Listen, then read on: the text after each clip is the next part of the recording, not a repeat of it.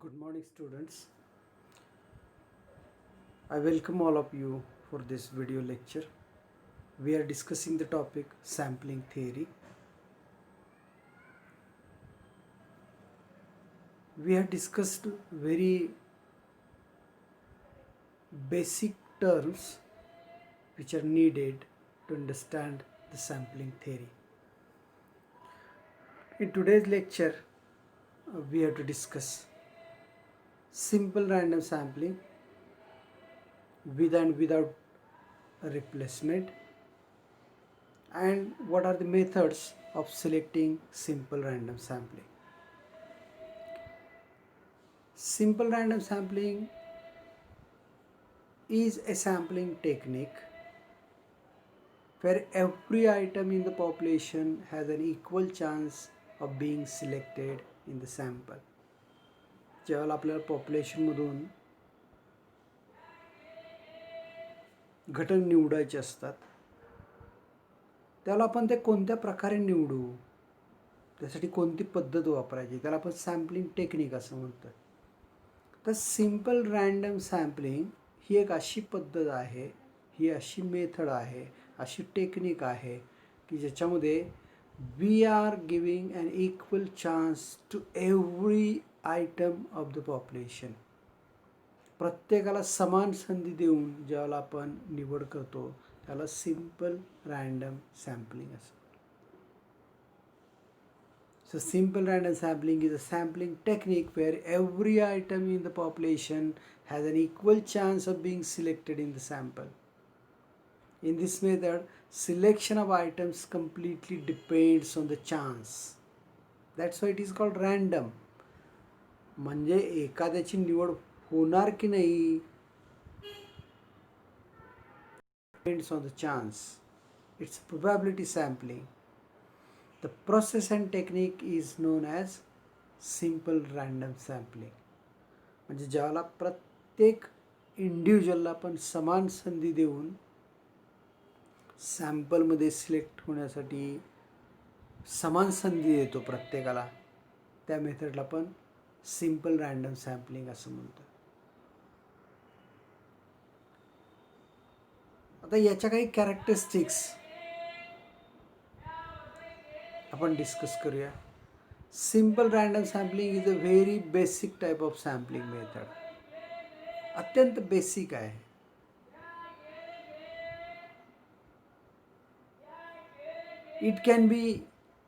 It can easily be component of a more complex sampling method. म्हणजे पुढे जाऊन आपण ज्या काही वेगवेगळ्या सॅम्पलिंग मेथडचा आपण अभ्यास करणार आहोत तर त्याच्यामध्ये एक कॉम्पोनंट म्हणून सिंपल रँडम सॅम्पलिंगला आपल्याला इनकॉर्पोरेट करता येऊ शकतं, त्याच्यामध्ये ॲड करता येऊ शकतं. The main attribute of this sampling method is that every sample has the same probability of being chosen. सगळ्यात महत्त्वाचं याचं वैशिष्ट्य म्हणजे काय तर पॉप्युलेशनमधल्या प्रत्येक घटकाला सॅम्पलमध्ये इन्क्लूड होण्याची समान संधी मिळते. त्या सर्वांची प्रोबॅबिलिटी सिलेक्ट होण्याची ही सारखी असते. Simple random sampling is a method of selection of a sample comprising of n number of sampling units out of the population having capital N number of sampling units such that every sampling unit has an equal chance of being chosen. आता या ठिकाणी notations वापरले. Simple random sampling नोटेशन्सच्या मदतीने कशी आपल्याला explain करता येऊ शकते. म्हणजे उदाहरणार्थ आपल्या सपोज कॉलेजमध्ये एकूण 500 विद्यार्थी आहेत. So capital N is equal to 500 आणि त्यामधून मला 50 विद्यार्थ्यांची निवड करायचं आहे. So I have to select a sample of size N is equal to 50. त्याच्यातून मला 50 विद्यार्थ्यांची निवड करायचं आहे. तर आता हे 50 विद्यार्थी मी कसे निवडणार तर त्या सर्व 500 विद्यार्थ्यांना आता चान्स किती मिळणार आहे प्रत्येकाला 1/500. So every student will get the same chance. So simple random sampling is a method of selection of a sample comprising of n number of sampling units out of the population having capital N number of sampling units, such that every sampling unit has an equal chance, that is 1 upon capital N, of being chosen.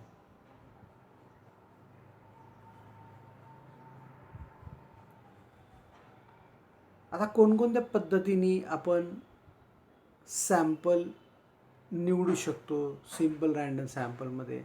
तर there are two methods. One is simple random sampling without replacement आणि simple random sampling with replacement. One by one will see that. Simple random sampling without replacement म्हणजे if the sampling unit once chosen is not placed back in the population before the next draw, then it is called simple random sampling without replacement. म्हणजे आता जसं मी म्हणालो की कॉलेजमधून मला एकूण 500 विद्यार्थ्यांची निवड करायचं आहे. सॉरी, 500 विद्यार्थ्यांमधून मला 50 विद्यार्थ्यांची निवड करायचं आहे. तर आता मी काय करणार? सपोज त्या 500 विद्यार्थ्यांचे जे रोल कॉल आहेत त्या रोल कॉलमधून मी निवड करताना सपोज 1170 हा रोल नंबर असलेला विद्यार्थी निवडला गेला. तर आता तो एकदा निवडला की त्याला बाजूला ठेवायचं, परत पॉप्युलेशनमध्ये ठेवायचं नाही त्याला. त्यामुळे काय होतं की in this case all the sampling units chosen in the sample are distinct. त्यामुळे एकदा तो निवडला गेला की परत त्याला संधी नाही आहे, तो बाजूला. त्यामुळे पुढचा निवडला गेलेला वेगळा निवडला जाणार आहे. So in this case all sampling units chosen in the sample are distinct. आणि त्यामुळं if the population size is capital N, then असे किती सॅम्पल मी निवडू शकतो? तर mathematical formula capital N C small N, एवढे त्याचे वेगवेगळे कॉम्बिनेशन्स आपल्याला निवडता येऊ शकतात. अर्थात हे आपण चांगल्या प्रकारे ह्या एक्झाम्पलच्या मदतीने समजावून घेऊ शकतो. Suppose I have a population of size 5. आता एकदम कमी पॉप्युलेशनची साईज घेतली म्हणजे माझ्याकडे 5 विद्यार्थी आहेत. So P is denoted by a set containing 5 numbers. प्रत्येकाला मी एक नंबर दिला 1 2 3 4 5. 5 विद्यार्थी आहेत. 5 मधून मला दोघांची निवड करायचं आहे. We have to select a sample of size n is equal to 2. तसा n is equal to 2 sample मला जर निवडायचं असेल तर मी असे किती सॅम्पल्स निवडू शकतो? तर 5C2 that is equal to 10. So 10 वेगवेगळे सॅम्पल्स मी निवडू शकतो. आता ते 10 वेगवेगळे कोणते आहेत बघा. पहिला विद्यार्थी निवडला गेला, दुसरा विद्यार्थी निवडला गेला, असं होऊ शकतं. 1 2 1 3 1 4 1 5 हे कॉम्बिनेशन, किंवा 2 3 2 4 2 5 3 4 3 5 4 5 असे वेगवेगळे 10 कॉम्बिनेशन मी निवडू शकतो. म्हणजे अशा जोड्या ऑल पॉसिबल, याच्यापेक्षा वेगळे कॉम्बिनेशन असणार नाही. सो या ठिकाणी बघा सॅम्पलमध्ये 1 and 2, 1 and 1 नाही, कारण एक एकदा निवडला गेला की विदाऊट रिप्लेसमेंटमध्ये तो परत निवडला जाणार नाही आहे. So in case of simple random sampling without replacement अशा पद्धतीने सॅम्पल मला निवडता येऊ शकतं. तर विथ रिप्लेसमेंटमध्ये काय होऊ शकतं? If the every sampling unit chosen is placed back in the population before the next draw, then it is called simple random sampling with replacement. म्हणजे निवड झालेला आपण परत ठेवून देतो. त्यामुळे काय होतं? In this case sampling units chosen in the sample may or may not be distinct. कदाचित तो परत निवडला जाऊ शकतो.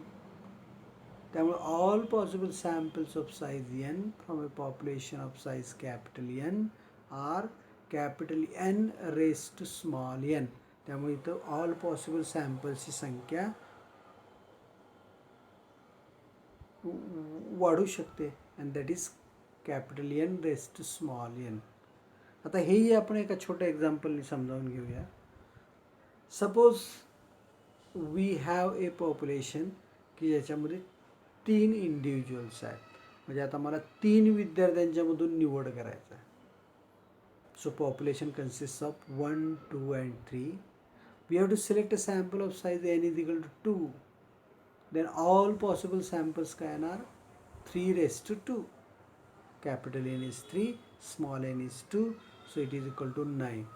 सो ऑल पॉसिबल सॅम्पल्स काय येऊ शकतात बघा.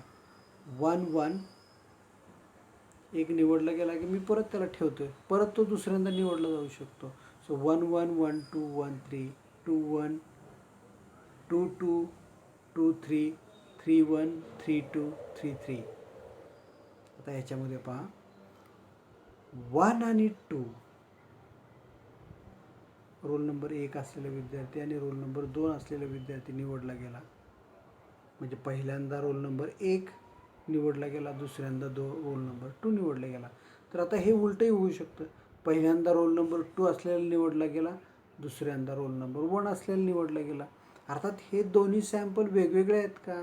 नाही, दे आर सेम. त्यामुळं विथ रिप्लेसमेंटमध्ये you will get the same sample.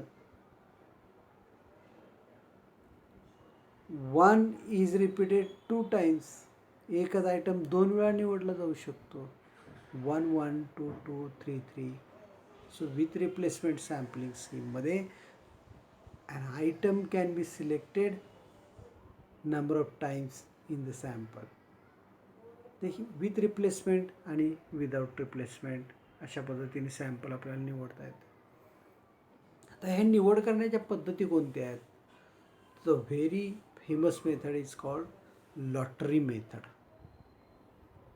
This is the most popular and simplest method. मग याच्यामध्ये काय केलं जातं, तर जेवढे पॉप्युलेशनमध्ये घटक आहेत त्यांच्या प्रत्येकाच्या नावाच्या चिठ्ठ्या तयार केल्या जातात. In this method all the items of the population are numbered on a separate slips of paper of same size, shape and color. म्हणजे बाहेरून ओळखू येणार नाही आपल्याला की कोणत्या चिठ्ठीवरती कोणता नंबर लिहिलेला आहे. अशा समान आकाराच्या, समान रंगाच्या अशा चिठ्ठ्या आपण तयार करणार. म्हणजे माझ्याकडं मगाशी मी तुम्हाला जे उदाहरण दिलं की आपल्या कॉलेजमध्ये 500 विद्यार्थी आहेत आणि त्याच्यातून 50 जणांना निवडायचं आहे. तर मी 500 समान आकाराच्या एकाच कागदापासून तयार केलेल्या 500 चिठ्ठ्या तयार करणार. त्या व्यवस्थित घड्या घालून एखाद्या कंटेनरमध्ये, बॉक्समध्ये त्या व्यवस्थित मी मिक्सअप करणार आणि मला किती निवडायचे आहेत तेवढ्या चिठ्ठ्या मी घेणार. The required numbers of slips are selected at random from the desired sample size. म्हणजे 500 चिठ्ठ्या मी एकत्रित ठेवणार, त्या मिक्सअप करणार आणि त्याच्यातून मला किती हव्या आहेत तेवढ्या घेणार. आता याच्यामध्ये उदाहरणार्थ मी पहिल्यांदा एक चिठ्ठी घेतली आणि 10 नंबरचा विद्यार्थी निवडला गेला. समजा ती चिठ्ठी मी परत त्या बॉक्समध्ये ठेवली तर त्याला म्हणायचं विथ रिप्लेसमेंट. बॉक्समध्ये आता परत 500 चिठ्ठ्या तयार होणार आणि समजा ती चिठ्ठी मी बाजूला ठेवून दिली. If that sheet is kept aside. आता बॉक्समध्ये 499 चिठ्ठी असणार, त्याच्यातून मी दुसरी घेणार. या पद्धतीला म्हणतात विदाउट रिप्लेसमेंट. म्हणजे लॉटरी मेथडने आपण सॅम्पल निवडू शकतो. विथ रिप्लेसमेंट, विदाउट रिप्लेसमेंट दोन्ही पद्धतीने आपल्याला ते निवड करता येऊ शकतं. So this method can be used when the population size is small. पण जर पॉप्युलेशन साईज जर खूप मोठी असेल तर काय होतं की तेवढ्या सगळ्या चिठ्ठ्या तयार करणं, ते एकाच रंगाच्या असणं, एकाच पद्धतीने त्याच्या घड्या घालता येणं वगैरे हे सगळं क्लिष्ट आहे आणि ते आपल्याला जमेलच ह्याची खात्री देता येत नाही. त्यामुळं छोट्या प्रमाणावरती आपल्याला निवड जर करायची असेल तर ही पद्धत योग्य आहे. पण मोठ्या प्रमाणावरती पॉप्युलेशनमधून आपल्याला जर सॅम्पल घ्यायचं असेल तर मात्र lottery method it is not convenient one. मग त्यासाठी कोणती पद्धत आपल्याला वापरता येईल? तर आता हे लॉटरी मेथडचं एक छोटंसं एक्झाम्पल आहे, ते आपण बघूया.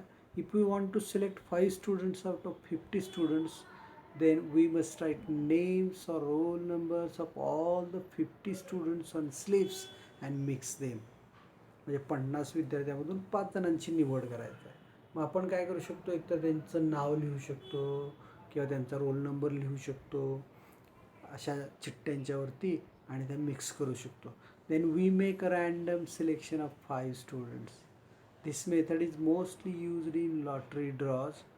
If the population is infinite, this method is inapplicable. म्हणजे खूप मोठ्या संख्येनं पॉप्युलेशन जर असेल तर मात्र ही मेथड आपल्याला वापरता येत नाही. मग त्या केसमध्ये आपल्याला काय वापरता येतात? Random numbers. So second method is use of random numbers. The procedure of selection of A random sample using random numbers table. आता हे रँडम नंबर्सचे जे टेबल्स आहेत ते स्टॅटिस्टिकल टेबल्स आम्ही तुम्हाला प्रॅक्टिकलच्या वेळेला ते प्रोव्हाइड करू, किंवा तुम्ही कोणतंही स्टॅटिस्टिक्स स्टँडर्ड टेक्स्टबुक घेतलं तर तुमच्या लक्षात येईल त्याच्या पाठीमागं काही पेजेसवरती रँडम नंबरचे टेबल्स छापलेले असतात. किंवा तुम्ही गुगलमध्ये सर्च केलात की टेबल ऑफ रँडम नंबर्स तर क्षणार्धात तुम्हाला खूप सारे रँडम नंबरचे टेबल्स उपलब्ध होऊ शकतात. हे टेबल्स म्हणजे काय असतात? त्याच्यामध्ये नंबर्स असतात, खूप सारे नंबर्स असतात. का कोणते नंबर्स असतात? कोणतेही असतात. They are random. त्याला काही नियम नाही आहे. मग असा एक रँडम नंबरचा टेबल घ्यायचा आपण. Identify the n units in the population with the numbers 1 to N.